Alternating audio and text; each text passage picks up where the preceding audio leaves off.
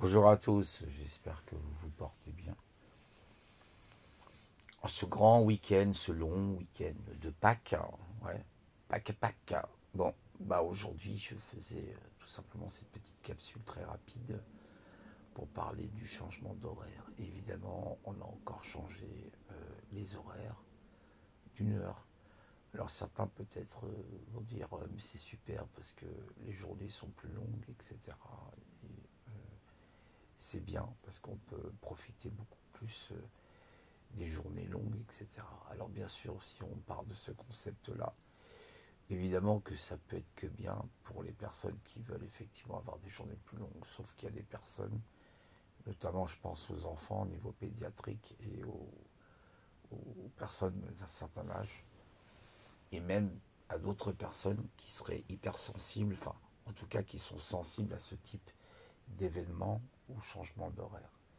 Évidemment, on a encore avancé d'une heure, ce qui fait quand même, je crois, quasiment 3 heures par rapport au soleil.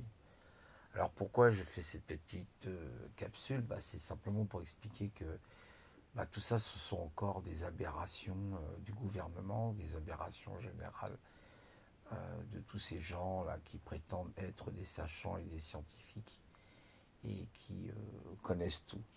Voilà, alors qu'en fait, il n'en est rien du tout. Ils connaissent pas plus que vous, pas plus que moi, et racontent généralement n'importe quoi.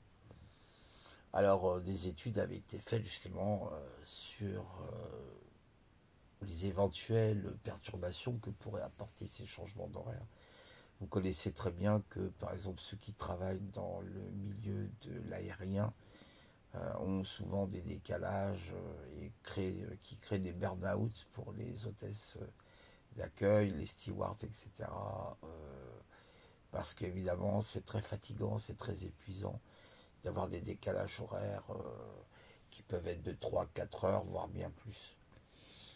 Alors pourquoi je dis ça? Tout simplement parce que l'être humain possède en lui des petites horloges, on appelle ça aussi le cycle circadien, et que nos petites horloges sont liées à nos cellules nerveuses, sont liées à nos cellules tout court, et ont forcément un dérèglement interne. Quand vous êtes décalé par rapport à la levée du soleil, vous avez effectivement ce décalage qui peut générer des troubles de l'humeur, peut générer des troubles nerveux, etc.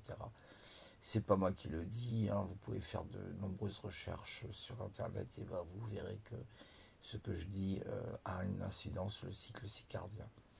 Mais évidemment, comme on a des gens qui racontent comme d'habitude n'importe quoi, c'était comme pour la crise, vous vous rappelez, en 2020, ça a été la même chose, c'est toujours la même chose.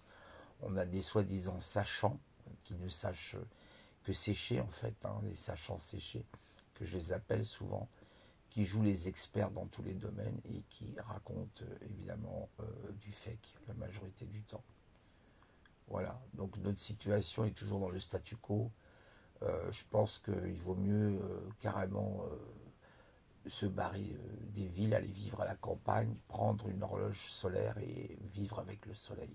Voilà, qui est beaucoup plus une réalité et non pas des choses inventées par des individus qui ont décidé pour des histoires de fric et pas autre chose de garder ces changements d'horaire. Alors, au départ, ces changements d'horaire auraient été, je crois, sur les années 70 ou 80, soi-disant pour faire des économies d'énergie. En fait, il n'en est rien du tout. Ça n'a aucun rapport avec des économies d'énergie. C'est du grand n'importe quoi, comme d'habitude. Voilà, donc vous savez, dans un monde dit reptilien, il ne faut pas être étonné de la situation dans laquelle on est. Hein, voilà, parce que ce monde, il est un peu comme sa pendule, hein, il tourne à la folie, voilà, il tourne à la dystopie. Attends, je suis au téléphone, excusez-moi. Donc la personne, voilà, elle est complètement, ils sont complètement ravagés, disent n'importe quoi, excusez-moi pour l'interruption, disent n'importe quoi, racontent n'importe quoi, et comme d'habitude, ne font que du bullshit. En fait, on est dans cette situation-là où les choses sont dans un statu quo total, il n'y a rien qui avance, le monde devient de plus en plus fou. hein, grâce au changement d'horaire, il devient un petit peu plus dingue, ça s'accélère un petit peu plus, voilà. J'espère pour vous que ça va en tout cas, voilà, parce que bah, la situation elle n'est pas forcément, en ce moment c'est un peu compliqué, surtout pour les personnes atypiques, c'est pas simple de vivre dans un monde pareil, dans un monde démon, hein, le monde démon. Vous voyez, je préfère utiliser souvent le mot humanité, qui vient du mus, hein, plutôt que le mot monde. J'aime pas la guerre des mondes, moi ça m'intéresse pas.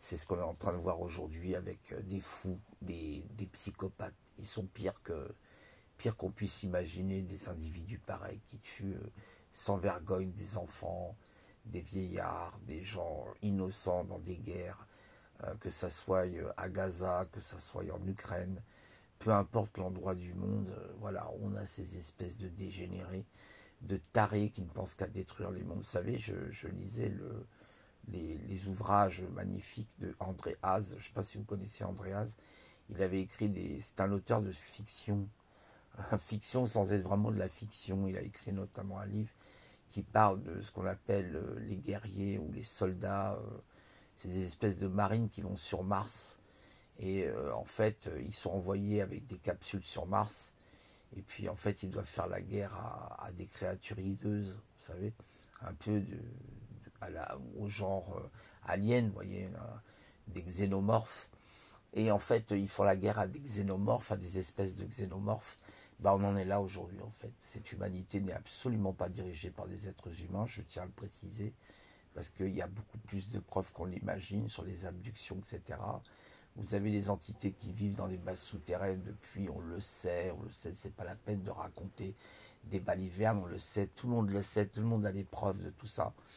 Seulement on préfère taire les choses, voilà, et qui a, par exemple, rien qu'aux États-Unis, il y a plus de 152 bases souterraines, des underground, il y a des villes qui ont été creusées, donc c'est pas un hasard, voilà. Quand moi je suis parti à Los Angeles, vous avez une ville souterraine, hein. Moi j'avais fait des recherches, effectivement, j'avais vu qu'il existait une ville, soi-disant des mines, mais est-ce qu'elles sont si désaffectées que ça, ces mines? Moi je crois pas. Voilà, donc là-bas, il y a beaucoup d'apparitions d'ovnis, je peux vous le dire. Euh, j'ai été sur la zone 51 à l'époque avec mon ami, on est parti là-bas. Je peux vous garantir que vous détalez très vite parce que vous avez des pick-up qui arrivent très très vite pour vous chasser. Croyez-moi que c'est la réalité. Donc après, ben, les gens ils font ce qu'ils veulent, ils pensent ce qu'ils veulent, surtout en France, malheureusement les gens sont fermés à ces sujets. C'est bien triste, je trouve. Les gens, ben voilà quoi. Et depuis qu'il y a eu là, vous voyez ce que je veux dire, c'est une catastrophe. Autour de moi, je vois que c'est une catastrophe. Les gens ne pensent plus correctement, sont complètement perturbés sur le plan neurologique, hein. Il y a d'énormes troubles neurologiques en perspective. Ils sont fragiles, tout le système immunitaire a été déglingué. Voilà, donc il y a des gens qui devraient être devant les tribunaux, c'est pas le cas pour le moment. Espérons qu'un jour la justice soit faite. Voilà, donc de toute façon, mes amis, ces histoires de changement d'horaire, pour y revenir, parce que je vous parle de sujets, est-ce que ça a un rapport? Vous allez me dire non, peut-être pas, mais quoique on avance l'heure comme on avance dans la folie, hein, c'est un petit peu la même chose. Donc chacun pense ce qu'il veut, s'il pense qu'il a des journées plus longues, tant mieux pour lui. Moi, ça me perturbe beaucoup. J'ai énormément de mal ensuite à me restabiliser. Ces changements d'horaire nous rendent fous. Moi, je sais que quand il y a le décalage d'une heure, je suis heureux. Ça me rend plus heureux, vous savez, en hiver. Voilà. Malheureusement, on est obligé, plus ou moins, quand on est en ville, de changer ses horaires de fou. Imaginez, vous avez un rendez-vous, vous avez raté votre rendez-vous. Voilà. Voilà la société de dystopie dans laquelle on est, avec des dystopiques, comme disait Nietzsche. Nous sommes en plein nihilisme de cette société devenue de plus en plus folle, liée à des individus qui n'ont plus d'âme, comme disait Paul Ponceau, ils n'ont plus d'âme, ils n'ont jamais eu d'âme, c'est des entités sans âme. C'est pour ça que vous avez plein de gens complètement déglingués de la tête. Quand vous souriez, ils vous prennent pour un fou, alors que c'est plutôt eux les fous. Voilà, bon courage à vous dans ce monde, hein. Je parle aux humains, moi je parle pas à ceux qui qui sont pas humains, qui ont des bizarreries là. Voilà. Donc prenez soin de vous, passez un bon week-end de Pâques. Et puis je vous dis à une prochaine fois. C'était Didier. Au revoir.